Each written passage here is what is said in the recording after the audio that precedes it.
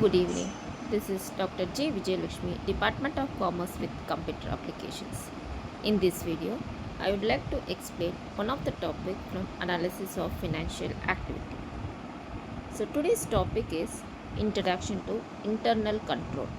So internal control which reflects the auditing processes.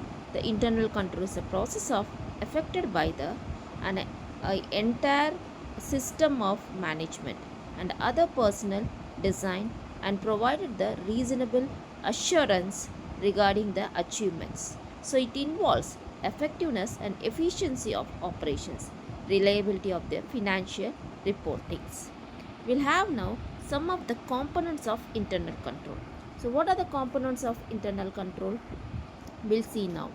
Control environment, risk assessment, control activities, information and communication monitoring. We'll see one by one. Control environment, the tone at the top and the ethical values. So from the top level management, whatever the control environment will always focus on the matters. Risk assessment, identifying and analyzing the risk to objectives. What are the risks involved? How to reduce the risk? The control activities, the policies and procedures to mitigate the risk, eliminate the risk. What are the policies and procedures that we can make to eliminate the risk? So, information and communication, capturing and exchanging the informations, adopting the information and monitoring the informations, assessing the system of performance over the time.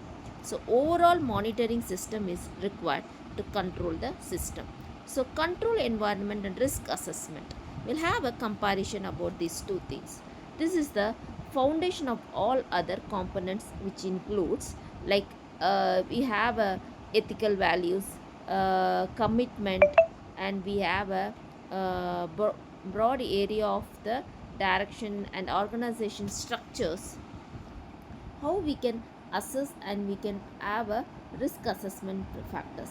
Set the clear objectives, identify the risk which where it involves, analyze the risk where it will be getting impacted, determine how to manage them. So these are the factors that we can have to control the risk factors.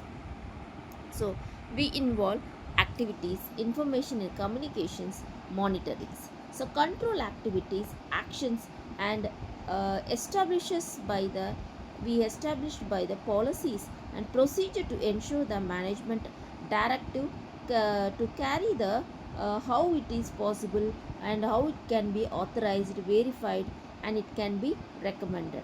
So information and communications, it relies on the information must be identified, captured and communicated from the time where it is able to people can carry out their responsibilities. So monitoring the activities, the process of assigning the quality of the internal control performance over the time. This includes ongoing monitoring activities and it separates the evaluation of the audits. So what is the risk based audit? Now we are into the topic. So risk based audit. The risk based audit is an approach where the auditor focuses the nature, timing and extent of the audit procedures and area where there is a higher risk of the material assess mismatch which we have taken place. So it involves the efficiency, effectiveness and values. Based on these factors, we will focus on the main area for auditing the processes. So the risk and audit risk analysis focus on the goal and the strategies. So what is the goal? To reduce the audit risk to acceptable low level. So what are the strategies that we can focus? Assess the risk first, then design the audit procedures to address these specific risks. To whom will proceed? Will proceed with the top level management from whom we are doing the audit process. So this is how the risk and analysis factors will take place.